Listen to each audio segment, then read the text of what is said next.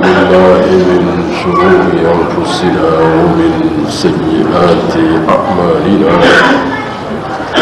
من يهده الله فلا مضل له ومن يضلل فلا هادي له أشهد أن لا إله إلا الله وحده لا شريك له وأشهد أن محمدا عبده ورسوله وبعد.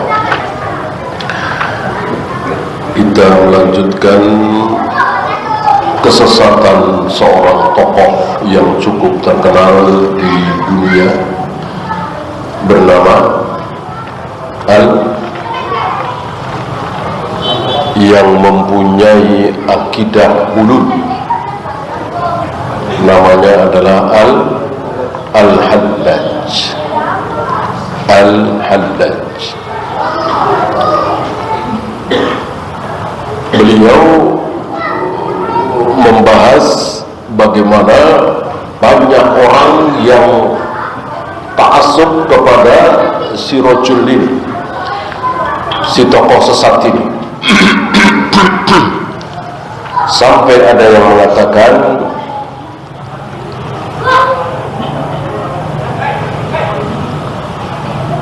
in kana ba'dan nabiyyina was-siddiqina muwahhid. Seandainya setelah para nabi, para rasul, para siddiq itu ada yang bertauhid, fa huwa al-hallaj, maka dialah al-hallaj. Ini kan luar biasa. Dan begitulah hasil dari ta'assub, hasil dari mengkultuskan, hasil dari fanatik. Bahaya sekali. Dan hari ini kita saksikan, udah jelas-jelas gila, udah jelas-jelas bohong, ngarang, katanya bisa bicara dengan semut, katanya bisa nyuruh-nyuruh malaikat. Itu kan udah gila sekali, udah gak waras sekali. Ada yang percaya? Ada. Karena apa? Ta'assub itu. Maka bahayanya ta'assub itu. Dan itu tidak mustahil menimpa kita. Menimpa kita yang tidak diperingatkan tentang bahayanya ta'assub. Ya alhamdulillah baru sekitar fikih, tapi tetap aja tidak bagus dan berbahaya. Mosok cuman sabda Nabi, sholatul lail masna masna, sholat malam itu dua. Lalu sampai kepada kesimpulan bahwa sholat malam itu boleh 36 rakaat, boleh 40 rakaat, boleh 100 rakaat. Cuman berdasarkan sabda Nabi, sholatul lail masna masna, sholat malam dua. Sementara ada riwayat yang tegas, jelas, mazada Rasulullah ala ida asmata rakaat fi Ramadan atau fi ghairi Ramadan. Dan itu diucapkan oleh seorang wanita yang sangat dekat dengan Nabi SAW, istri beliau yaitu Aisyah, bahwa Rasulullah salat malam tidak pernah lebih dari 11 rakaat, baik di bulan Ramadan atau di luar Ramadan. Ini kan sahih, terang benderang. Ini ditinggalkan. Gara-gara apa? Gara-gara tidak berani mengatakan saya bin Bas salah. Gitu. Bahwa saya bin Bas itu besar, betul sekali, besar sekali. Kita semua tentu kecil dibanding dengan ilmu beliau. Tapi siapapun bisa benar, bisa salah. Nah, di sini ya. Tidak berani mengatakan dalam hal ini saya bin Bas salah. Ya, membolehkan sholat malam lebih dari 11. Nah, ini bahaya. Ya kan sampai hari ini di Masjidil Haram. Karena ucapan Aisyah ini dikemanakan? Padahal sudah jelas, tegas. Ya tentu ini dalam masalah fikih. Pembahasan kita ini dalam masalah akidah lebih dahsyat lagi. Cuman sekali lagi, mau akidah, mau fikih, mau akhlak, kalau salah mestinya ucapkan salah. Walaupun keluar dari mulutnya Syekh bin Baz, Syekh Albani, Imam Malik, Imam Syafi'i, bahkan Abu Bakar dan Umar. Adapun yang keluar dari mulut Nabi pasti benar. Ya.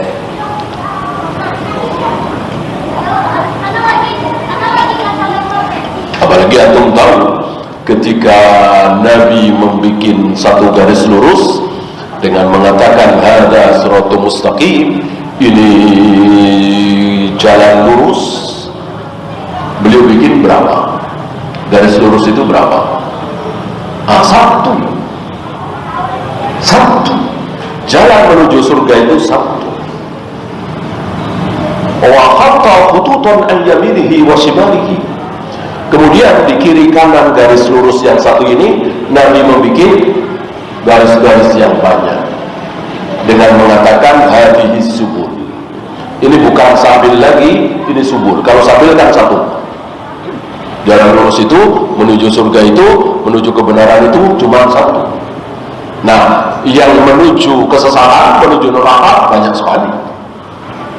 Tidak terhingga, ya Yahudi, Nasrani, Buddha, Hindu, Konghucu, pokoknya di luar Islam menuju ke neraka. Yang menuju surga cuma satu, yaitu Islam. Islam pun tentu Islam yang satu, bukan yang 72. Islam kan ada 73 kan gitu. Nah, di subul itu, garis-garis yang banyak itu, setiap satu garis ada apanya? Ada setannya. Ada setannya yang mengajak kepada manusia untuk masuk ke subul itu, ke jalan yang menuju neraka itu. Maka tidak heran kita lihat aliran-aliran sesat, yang paling tidak waras, yang paling gila, ada saja pengikutnya karena dibantu oleh setan iblis, sebagaimana yang kita saksikan hari ini. Banyak di antara kita yang bingung, saya nggak habis pikir, saya heran, seaneh itu, segila itu ada aja yang percaya. Jawabannya tadi, karena dibantu oleh syaitan. Nah, termasuk ini Al-Halal. Sampai hari ini masih ada yang membela si rajul sesatin bernama Al-Halal dengan berbagai kilahnya. Oh, beliau kan begini, beliau begini, gitu ya. Wa ala hadza aktsaru qussasi zamanina. Kebanyakan para qussas zaman kita ini, berarti 800 tahun yang lalu kira-kira, kebanyakan seperti ini. Jadi ta'assub kepada Al-Halal itu para qussas. Qussas ini Imam Ahmad pernah mengatakan, seandainya ada para qussas itu tukang cerita. Jadi majelisnya itu majelis hikayat begini. Banyak yang tertarik, banyak yang bertobat dari para qussas ini. Para pezina, para pelacur, para penjudi, para pencuri, banyak yang bertobat. Artinya ada baiknya. Cuma yang tadi banyak membawakan hadis-hadis dhaif, bahkan maudhu, cerita entah berantah, pola wakila Israelia. Nah, Imam Ahmad pernah mengatakan, alangkah baiknya kalau para qussas itu tahu mana yang sahih, mana yang dhaif. Nggak usah ahlul hadis lah, tapi tahu. Ya seperti kita belajar, kita semua kan bukan ahlul hadis, tapi karena kita mengikuti ahlul hadis, akhirnya kita tahu, dikasih tahu oleh Syekh Albani, oleh Syekh Utsaimin, oleh Syekh bin Baz, bahwa hadis mengadzankan bayi tidak sahih. Misalnya hadis utulubul ilma walau bisin bukan sahih. sabda Nabi. Hubbul watan minal iman, bukan sabda Nabi. Kita tahu, walaupun kita semua bukan ahlul hadis. Ini kan nikmat. Maksud beliau begitu. Walaupun bukan ahlul hadis, tapi dia siqah mengikuti para ulama ahlul hadis. Yang sahih disahihkan, yang dhaif didhaifkan. Ini udah nggak tahu apa-apa tentang hadis, tidak mengikuti ulama-ulama ahlul hadis, nasihat ulama para ahli hadis tidak didengar, maka semau mereka. Hadis dhaif, hadis maudhu disampaikan.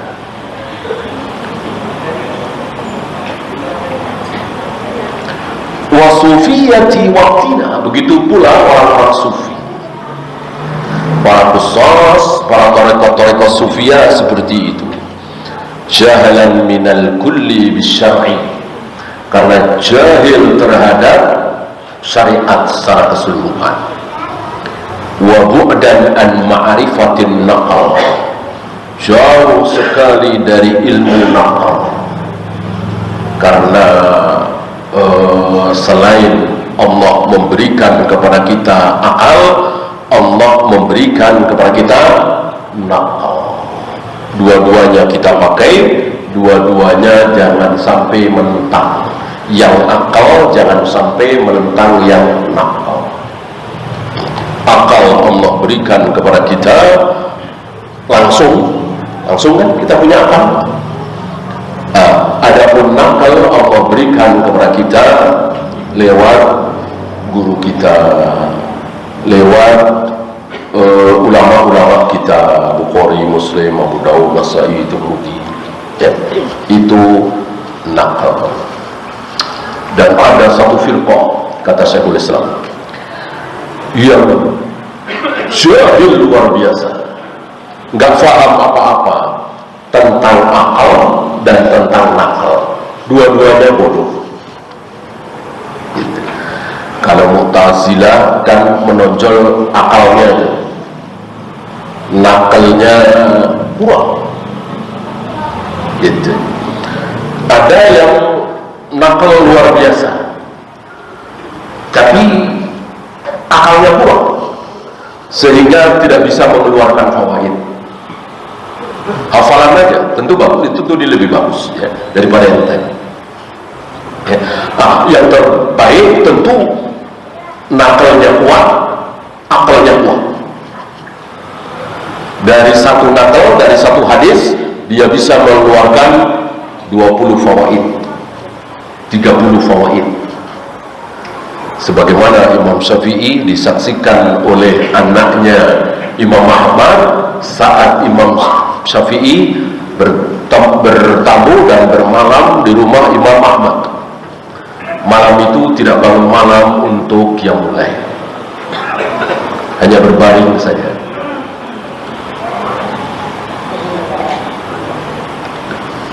Nah, karena penasaran, Abdullah ini penasaran, maka bertanya kepada Imam Syafi'i pagi hari, kenapa tidak qiyamul lail?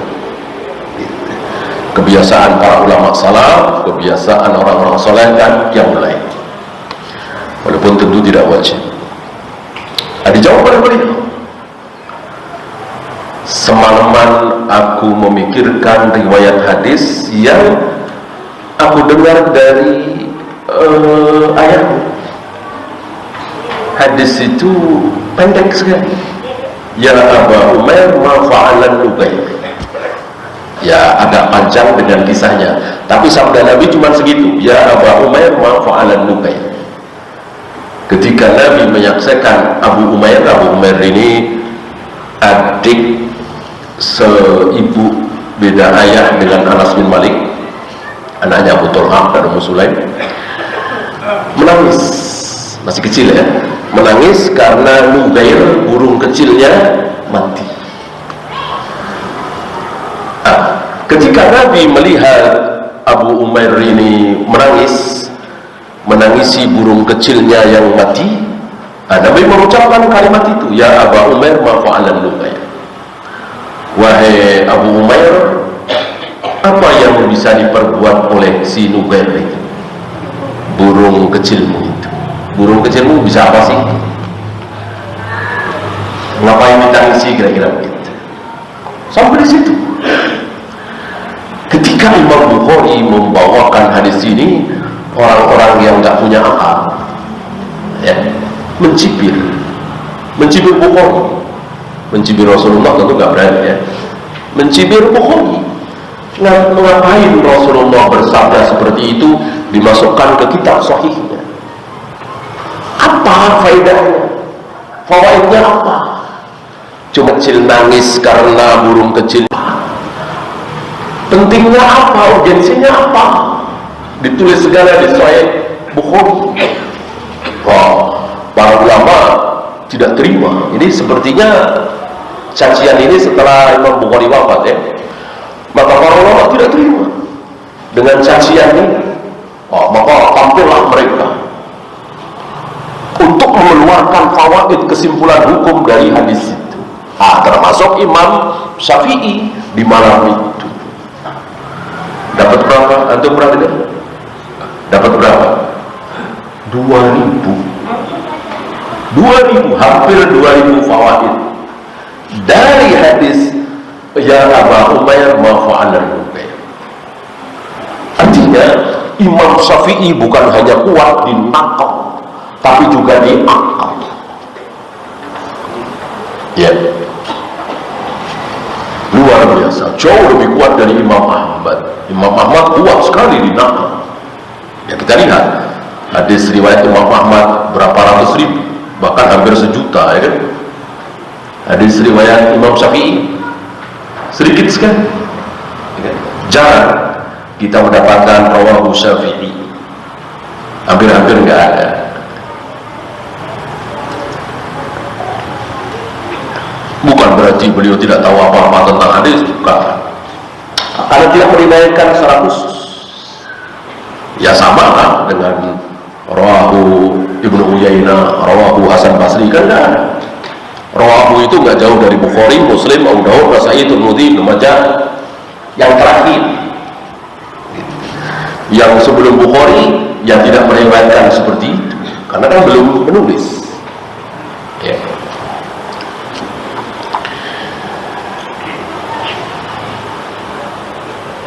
Waqad jama'tu fi akhbaril halal kitaban. Aku telah mengumpulkan kisah-kisah tentang al-halal ini, berita tentang halal ini di satu kitab. Bayyantu fihi hiyalam. Aku jelaskan bagaimana hilah-hilah dia, bagaimana kesesatan dia, wa maqariqahu, ketergelinciran dia, penyimpangan dia, wa maqalal ulama'u fi, aku tulis juga ucapan para ulama di dalamnya. Wallahul mu'inu ala qam'il juhal. Allah lah yang akan menolong kita semua untuk menghancurkan hujahnya orang-orang jahil itu. Kemudian zikru talbisi iblisa ala sufiyyati fit taharah. Belum lama kita bahas tentang taharah, bagaimana kesesatan dan gulu di dalam taharah. Ini khusus sufi. Ada penambahan tentang kesucian. Ada Nabi pernah bersabda bahwa kelak di akhir zaman kaum muslimin akan berlebihan dalam dua hal. Apa? Yang pertama, dalam masalah doa. Doa berlebihan. Maksud berlebihan ini terlalu dirinci. Lihat Nabi berdoa itu simpel, sederhana, tapi mencakup semua, seolah tidak ada yang tertinggal. Dengan satu kalimat, dengan sebaris. Misal, Rabbana atina fid dunya hasanah wa fil akhirati hasanah wa qina adzabannar. Mau apa lagi coba? Berikan kebaikan dunia, berikan kebaikan akhirat, jauhkan dari neraka. Apalagi itu Pak, jauh dari neraka otomatis masuk surga. Mau apa lagi? Nah, yang begitu doa yang bagus, ucapannya ringkas, pendek, sedikit, tapi mencakup semua. Ini enggak kecil-kecil disebut, ya. Segala CC mobilnya disebut, ya.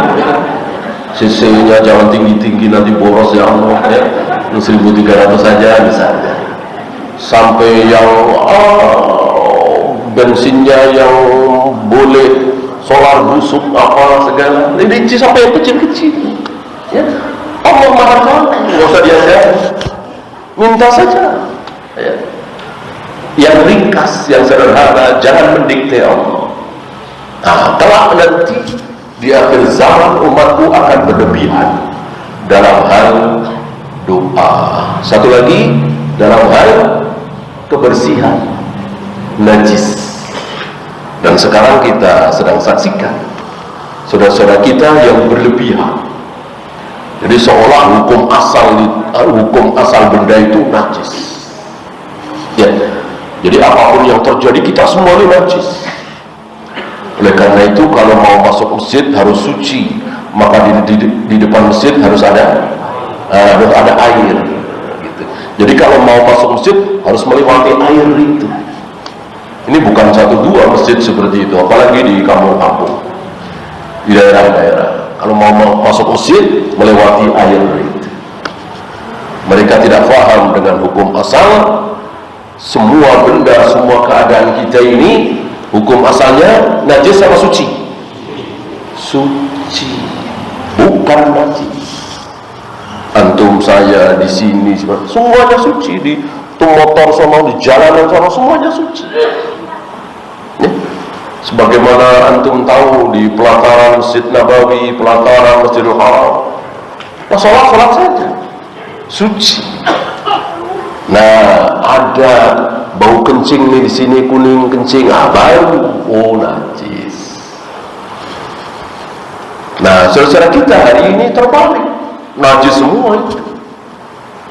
Harus pakai sajadah makanya.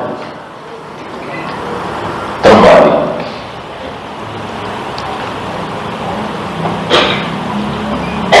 Bahkan ada satu firqah di negeri kita ini, alhamdulillah firqah ini sepertinya sudah mulai bangkrut, ya.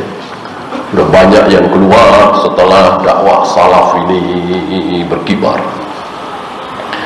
Itu ada yang pernah cerita, saya 2 kali atau 3 kali mendengarkan cerita dari mantan mereka. Itu kalau pulang dari mana-mana, naik bus, naik taksi, dan seterusnya, itu uang sampai rumah, uang kembalian dicuci, najis katanya. Ini kan luar biasa, sangat luar biasa ini gulunya saudara Rasulullah SAW.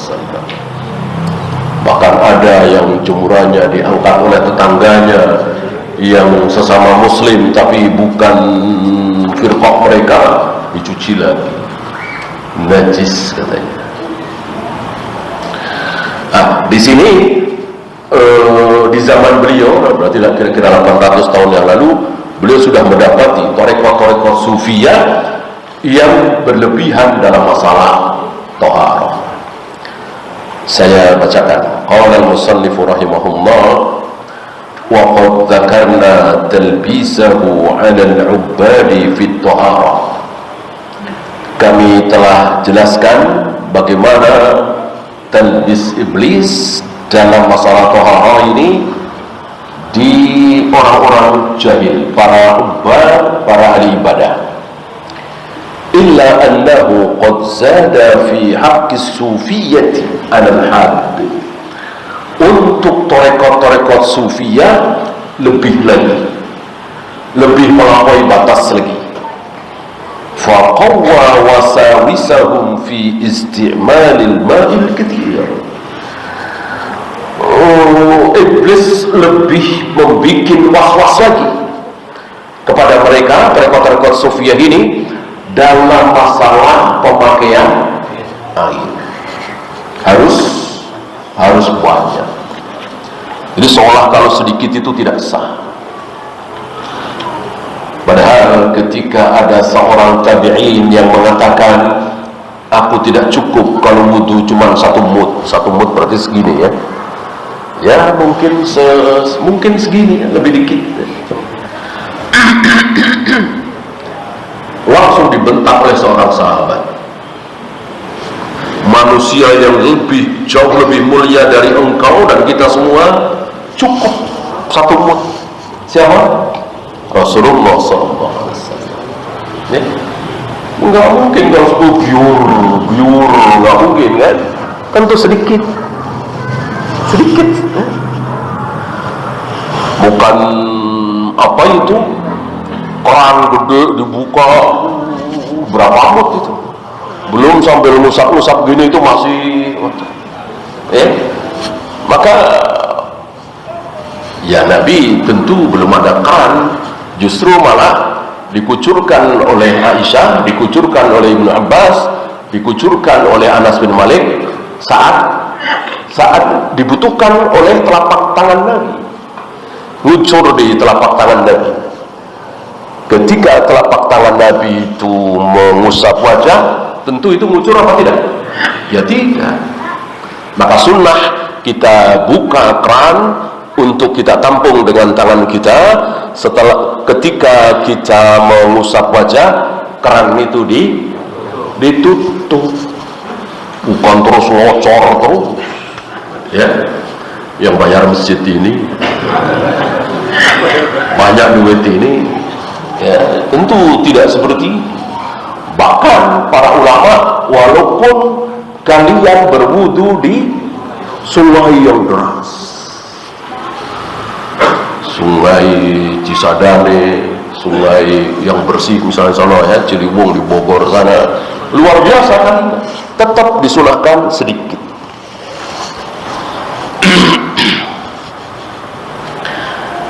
Hatta balagoni anna Ibnu Akil ini guru beliau ya, guru Ibnu Jauzi.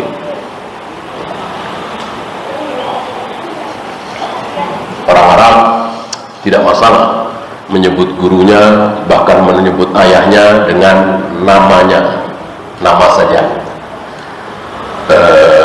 Menyebut ya, bukan memanggil.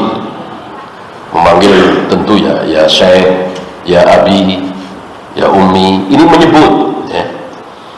Berapa kali Aisyah mengatakan qala Abu Bakr. Abu Bakar berkata. Abu Bakar sudah wafat ya. Bukan memanggil Abu Bakar, bukan. Nah ini biasa. Bukan berarti ngelunjak, tidak sopan. Kalau kita kan nggak sopan. Ya. Apa antum namanya Parmo? Kata si Parmo begini kan nggak enak ya kan? Nggak sopan. Ya. Si Parmo bilang kan nggak enak. Arab biasa. Aisyah biasa. Termasuk Ibnu Akil. Dakhala ribatan fatawaddo'a. Ibnu Akil masuk ke satu tempat privat, tempat mereka. Di salah satu bid'ahnya torekot sufiyah itu membikin tempat khusus, tapi bukan masjid. Antum pernah dengar suluk? Itu ada beberapa tempat di Sumatera. Jadi tempat suluk beribadah di situ, tapi bukan masjid. Sekali lagi, jelas ini bid'ah. Nanti akan dijelaskan oleh beliau kebid'ahan tempat-tempat seperti itu. Fatawaddo'a, kemudian beliau berwudu karena beliau berilmu, ahlus sunnah, maka berwudu dengan air yang sedikit sebagaimana Nabi, cukup satu mud.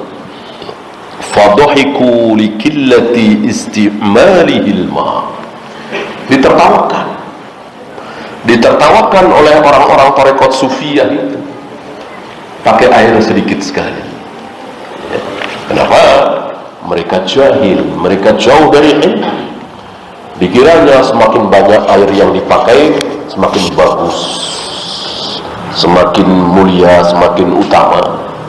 Justru terbalik.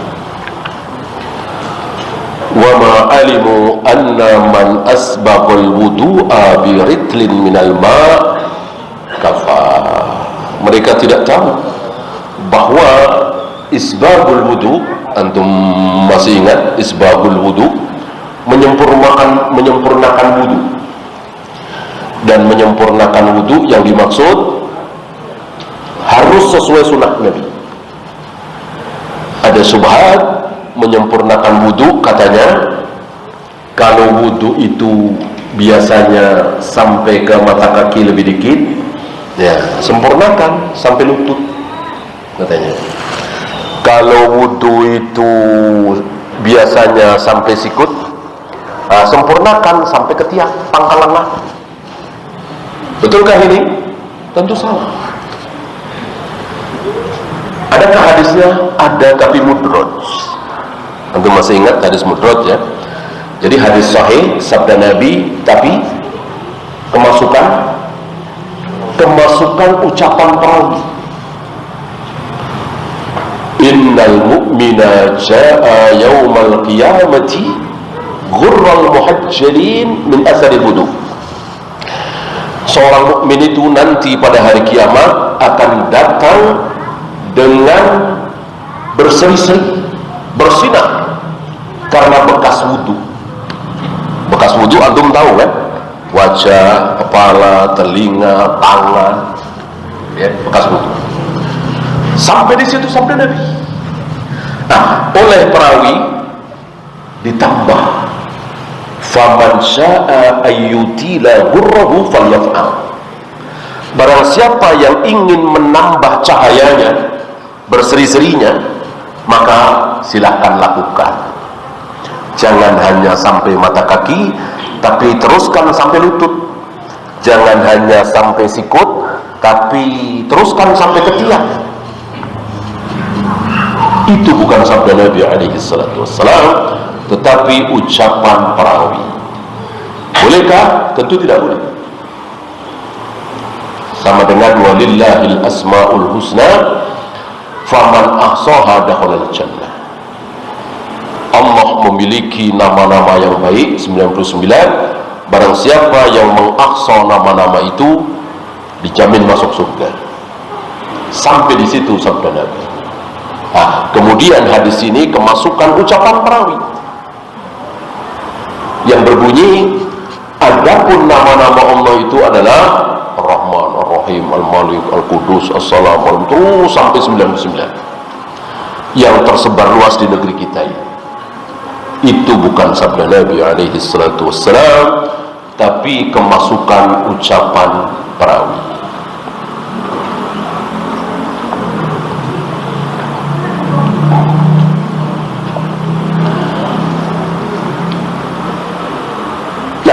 Isbahul wudu itu, menyempurnakan wudu itu biritlin minal ma', dengan 1 liter air. Ini bukan liter ukuran kita ya, 1000 mililiter tidak ya. Karena ada beberapa ukuran ya. Karena itu kan udah terlalu banyak sekali, berapa kali wudu ya. Itu sudah cukup. Yang lebih tepat 1 mud. Nah, ritlun itu kan belakangan. Di zaman Nabi dan para sahabat belum disebut tentang ukuran ar-ritl yang sering diterjemahkan dengan liter ya. Ar-ritl di zaman Nabi disebut so', mud ya, belum disebut dengan ar-ritl. Kemudian beliau membawakan ucapan Abu Hamid Asy-Syairazi, annahu qala li faqir. Beliau pernah berkata kepada seorang fakir, bukan fakir miskin, bukan fakir harta, tapi fakir ilmu.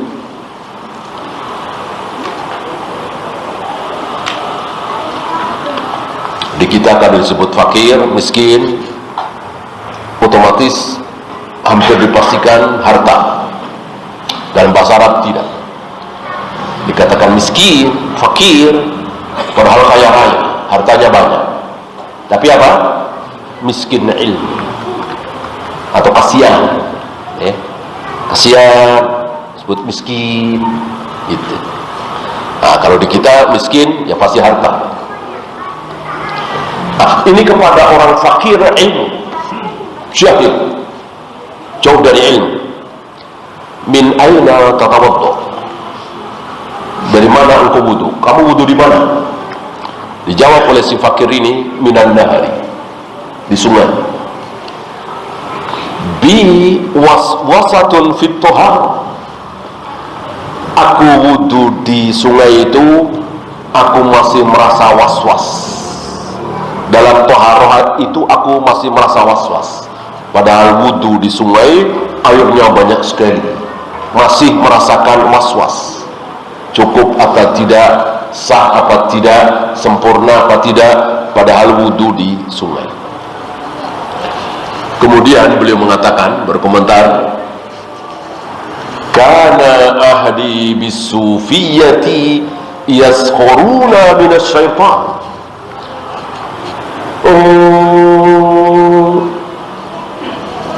Dulu waktu aku masih sufi gitu, itu